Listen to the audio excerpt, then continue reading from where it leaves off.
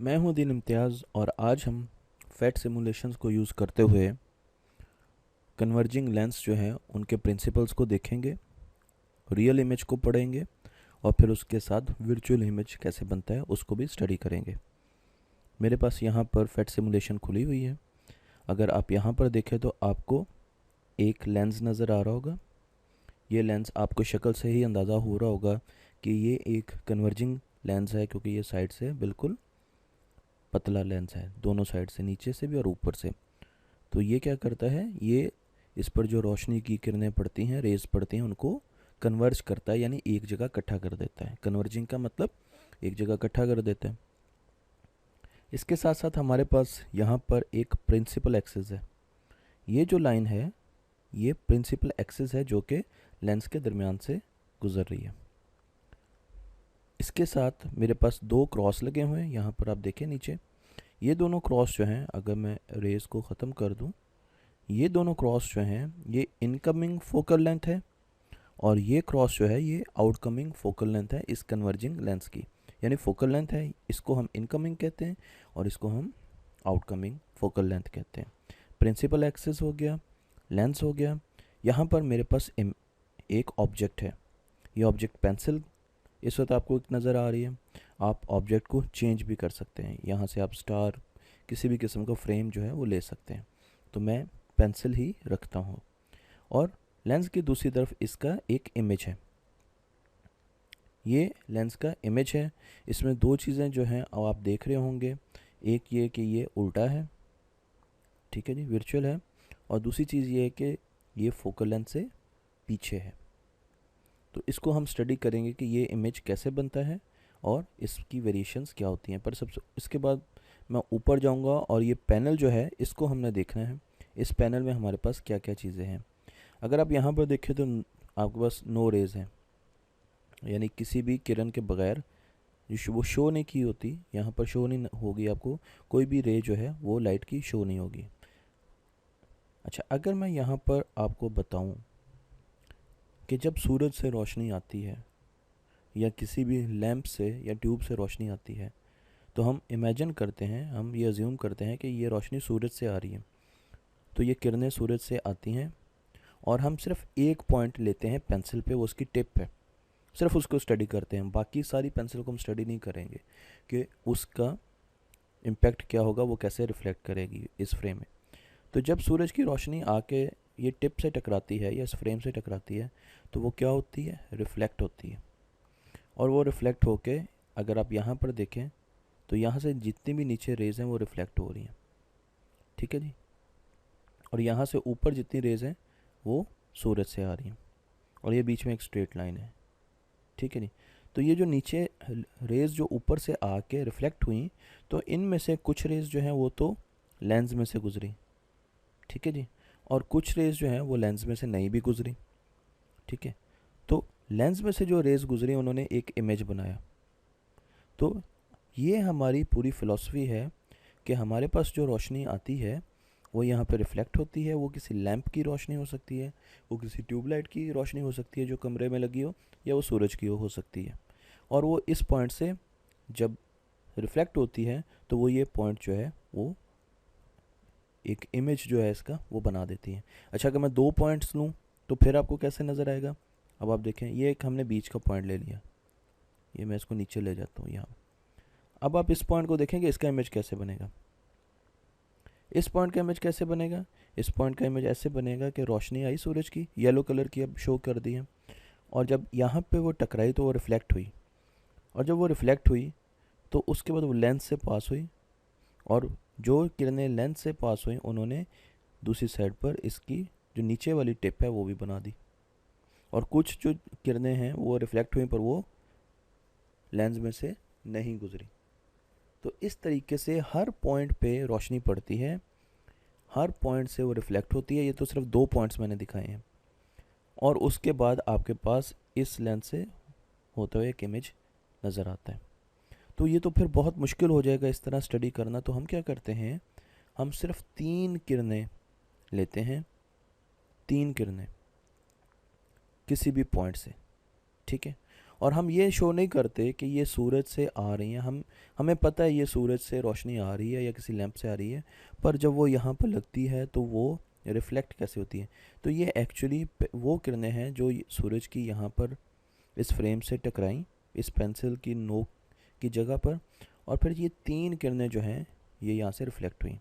इनका बिहेवियर देखेंगे तो हमें तकरीबन बाकी तमाम किरणों का, रेस का बिहेवियर भी नज़र आ जाएगा, समझ आ जाएगा और हमें पता लग जाएगा। तो हमने एक सिंपल मॉडल बना लिया है इसको समझने के लिए। अच्छा, अब ये 3 किरणें क्यों लेते हैं, देखें। इसमें जो सबसे ऊपर वाली किरण है, जो रे है, वो यहाँ से सीधी जाती है और फिर लेंस से यहाँ लेंस है और यहाँ से वो लेंस जो है, ये कौन सा लेंस है, ये कन्वर्जिंग लेंस है। तो ये क्या करता है, इसको कन्वर्ज करता है, इसको एक एंगल पे कन्वर्ज करता है और ये रे जो है यहाँ से एक एंगल पर आ जाती है और नीचे की तरफ चली जाती है। अच्छा, जो दूसरी रे है ये सीधी आती है और लेंस के बीच में से गुजरती है, पर इसको किसी किस्म की भी लेंस जो है इसका पाथ जो है उसको अल्टर नहीं करता, यानी इसमें किसी किस्म की वो रिफ्लेक्शन जो है वो उसको नहीं देता, टेढ़ा नहीं करता इसको। तो ये सीधी चली जाती है। और फिर एक रे बिल्कुल ऊपर वाली रे के ऑपोजिट हम लेते हैं कि वो ऊपर से शुरू होती है पर वो लेंस की नीचे वाली साइड पे आती है और फिर आकर वो लेंस से रिफ्लेक्ट होकर ये एक हमें टिप पर, ये तीनों जो लाइंस हैं वो इकट्ठी हो जाती हैं, कोइंसाइड करती हैं, कट करती हैं, और वो जो जगह होगी वो इमेज बनेगा उस जगह का। तो हमने पेंसिल की टिप ली थी, तो पेंसिल की टिप का जो इमेज होगा वो यहाँ पर होगा। और ये जो इमेज है, ये रियल इमेज होता है। इसको क्या कहते हैं जी, रियल इमेज। और ये हमेशा इन्वर्टेड होता है, उल्टा होता है।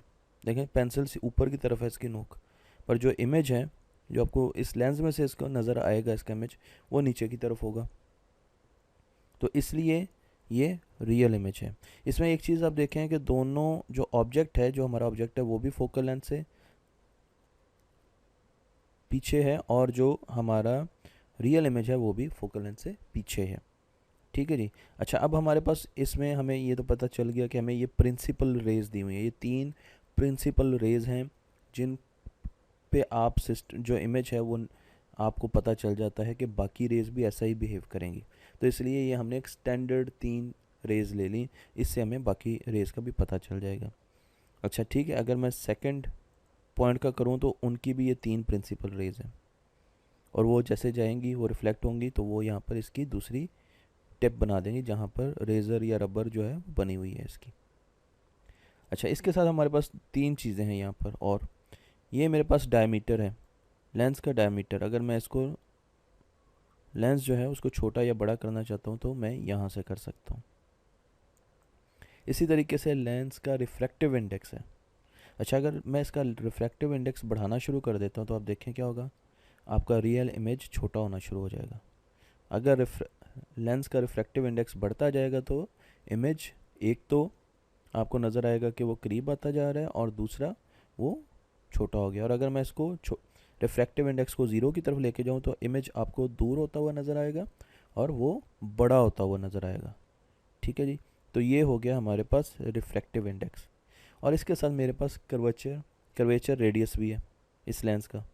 अच्छा, आपने लेंस को देखना है, अब लेंस क्या कर रहा है, लेंस पतला हो रहा है। देखें, अगर मैं कर्वेचर रेडियस जो है इसका बढ़ा दूंगा तो लेंस जो है वो पतला होगा और आपका इमेज जो है वो कहाँ पर गया, वो दूर होता गया और बड़ा होता गया। ये देखें कितना बड़ा हो गया इमेज, रियल इमेज।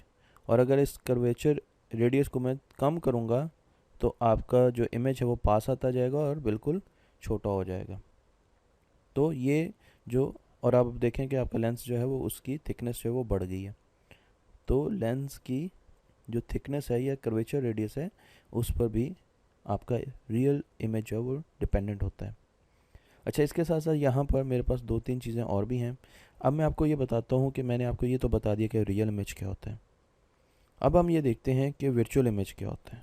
ठीक है, वर्चुअल इमेज क्या है जी, मैं इसको सबसे पहले सिर्फ एक पॉइंट ले लेता हूँ और यहाँ पर हमें रियल इमेज मिल रहा है। यहाँ पर जाके मैं वर्चुअल इमेज को क्लिक कर देता हूँ और मैं जो यहाँ पर अगर आप देखें मैं इसको आगे लाता हूँ, बल्कि मैं इसको अभी वर्चुअल इमेज को क्लिक नहीं करता, मैं इस इमेज को फोकल लेंथ की तरफ, इनकमिंग फोकल लेंथ की तरफ, इस ऑब्जेक्ट को, ये जो ऑब्जेक्ट है, लेके आता हूँ। तो आप देखें कि क्या हुआ, आपके पास जो इमेज है वो ऐसा ऐसा पीछे जाना शुरू हो गया, रियल इमेज पीछे जाना शुरू हो गया बहुत। अब आपने इन रेस को देखना है, ये अब कन्वर्ज करना ख़त्म कर रही हैं। पहले ये रेस क्या कर रही थी जी, एक जगह कन्वर्ज हो रही थी यहाँ पर। अब आपने देखना है ये रेज एक दूसरे से दूर जाएंगी। अब जैसे मैं इसको लेके आया, ये देखें ये रेज जो है, अब आप देखिए ये दोनों रेज जो हैं ये ऑलमोस्ट पैरेलल हो गई हैं, ठीक है, मतवाजी हो गई हैं एक किस्म की। और आपको इमेज जो है वो नज़र नहीं आ रहा। अब इमेज किस तरफ गया, अब मैं इसको और ले आता हूँ, पर इमेज तो मुझे कहीं नज़र नहीं आ रहा। तो इमेज कहाँ पर गया, इसी चीज़ को हम दोबारा देखते हैं वर्चुअल इमेज लगाकर। इसको मैं क्लिक करता हूँ और अब हम वर्चुअल इमेज जो है उससे इसी चीज़ को दोबारा देखेंगे। अच्छा, अब जो मेरा ऑब्जेक्ट है वो ऐसा ऐसा फोकल लेंथ के पास आना शुरू हो गया, तो रियल इमेज बड़ा होता गया और फिर नज़रों से दूर हो गया। अब जो इमेज है वो फोकल लेंथ से आगे चला गया, देखें। तो आपको ये देखें, अब आपको क्या नज़र आया, आपको एक वर्चुअल इमेज नज़र आया। ये जो वर्चुअल इमेज है, इसको वर्चुअल इसलिए कहा जाता है कि ये उसी तरफ है जिस तरफ ऑब्जेक्ट हमने रखा हुआ है। ये रियल इमेज नहीं, रियल इमेज हमेशा लेंस की राइट साइड पे होता है अगर हमने जिस तरह लेंस रखा हुआ है।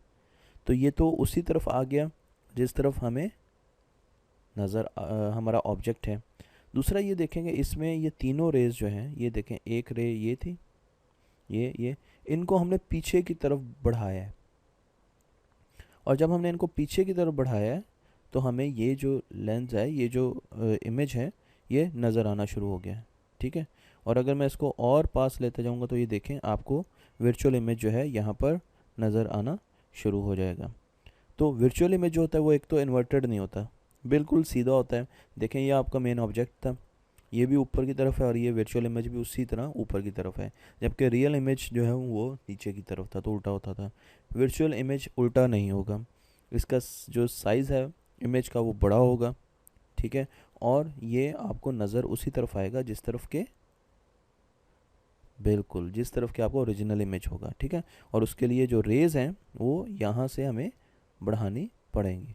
अच्छा, इस जो सिमुलेशन है इसमें मैं एक चीज़ आपको और दिखा देता हूँ, और वो ये है कि मैं इसको दोबारा पीछे ले जाता हूँ और इसको मैं यहाँ पर एक स्क्रीन लगा देता हूँ बजाय।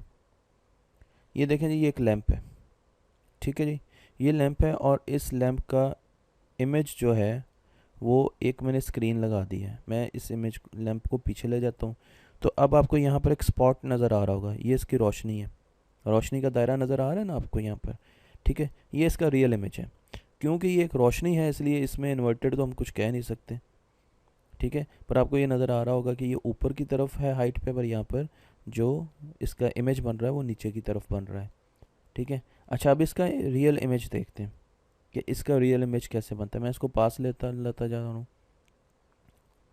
तो अब आप देखें कि ये ऐसा ऐसा बड़ा हो गया, बहुत बड़ा स्पॉट बन गया। अगर मैं इसको थोड़ा सा नीचे कर लूँ तो ये देखें स्पॉट जो है वो बहुत बड़ा बन गया, ठीक है। और जब मैं इसको यहाँ पर लाऊंगा तो आप ये देखें कि अब आपको स्क्रीन पे कुछ नहीं नज़र आ रहा है, इस स्क्रीन पे कुछ नज़र नहीं आ रहा यहाँ पर। अब ये जो, अगर हम इन लाइन को पीछे ट्रेस करें तो रेस को, तो यहाँ पर ये जाके कोइंसाइड करती हैं, तो यहाँ पर आपको रोशनी नज़र आएगी। अगर आप लेंस के इस तरफ होकर देखें, राइट साइड पर जाकर अगर आप लेंस में देखें तो आपको इधर पीछे एक इमेज जो है वो वर्चुअल इमेज नज़र आएगा, पर वो आपको यहाँ पर स्क्रीन पर नज़र नहीं आएगा। तो ये इसकी प्रैक्टिकल डिमॉन्स्ट्रेशन थी जो मैंने आपको बताया। अब आपको आइडिया हो गया होगा, अंदाज़ा हो गया होगा कि हमारे पास रियल इमेज और वर्चुअल इमेज कैसे होते हैं। अच्छा, इसमें और भी कुछ चीज़ें हैं, इसमें गाइड्स हैं, अगर आप किसी भी रे को गाइड करना चाहते हैं, ये हमारे पास, हम इसको ऊपर नीचे लेके जा सकते हैं, ये एक टूल है, आप यूज़ कर सकते हैं अगर करना चाहें, ठीक है जी। इसी तरीके से यहाँ पर एक रूलर भी है, अगर आप फोकल लेंथ वगैरह मेजर करना चाहते हैं या आप जो ऑब्जेक्ट है उसका डिस्टेंस मेजर करना चाहते हैं तो आप वो भी कर सकते हैं। और इसके साथ साथ आप ये जो ऑब्जेक्ट है, अगर मैं इसको चेंज करना चाहूँ, जैसे ये पेंसिल थी, तो अगर आप पेंसिल की बजाय कोई और इमेज यूज़ करना चाहते हैं तो वो स्टार का यहाँ पर आप डिफरेंट इमेज जो है वो यूज़ कर सकते हैं।